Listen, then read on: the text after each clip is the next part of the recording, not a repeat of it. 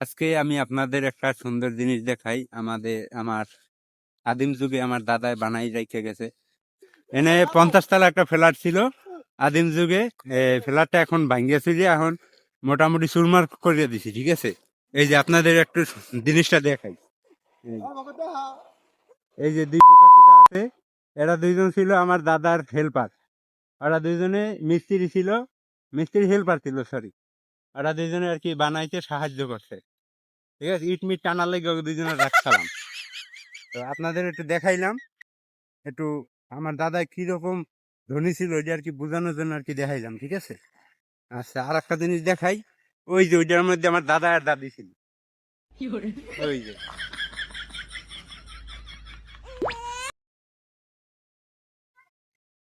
তো মানে সুন্দর একটা ফ্ল্যাট ছিল আমার দাদা। ওই ওই সাইডে যে একটা বাড়ি করছে, একটু দেখাও।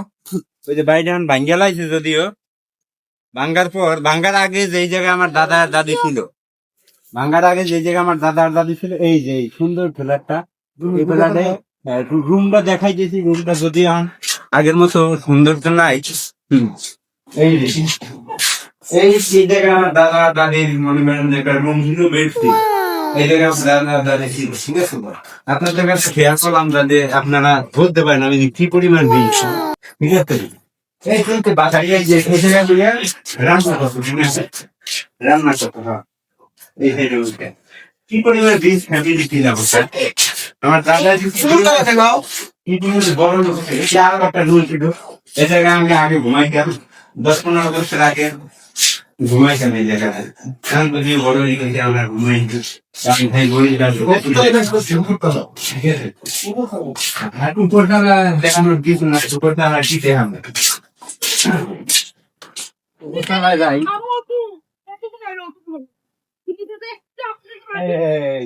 এই যে সুন্দর আরো একটা জিনিস দেখাই দেবো, ঠিক আছে।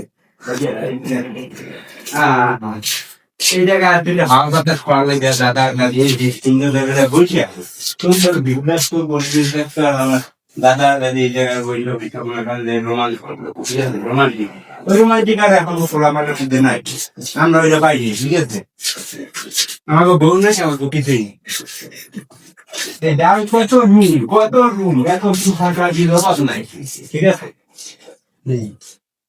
আরো রুম আছে,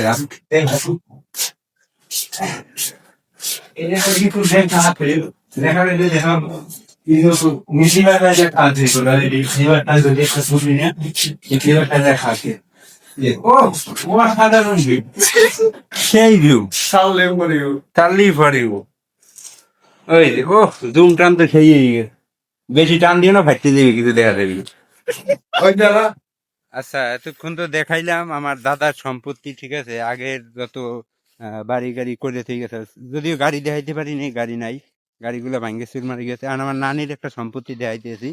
নানির সম্পত্তিটা হয়েছে এই যে এখানে। আমার নানির যত ধরনের গ্যাস ছিল সব এই জায়গায় আছে।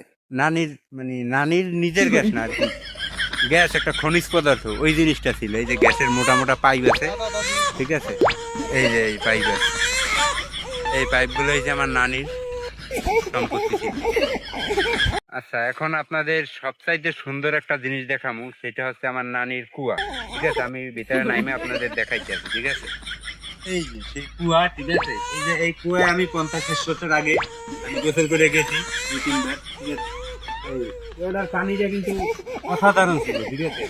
এখন যদিও পানি সব শুকাই গেছে, নানিও শুকাই গেছে, ঠিক আছে। কি সুন্দর রায়। আপনারা যদি দেখতে চান তাহলে অবশ্যই সিলেট ছাতক আসতে হবে।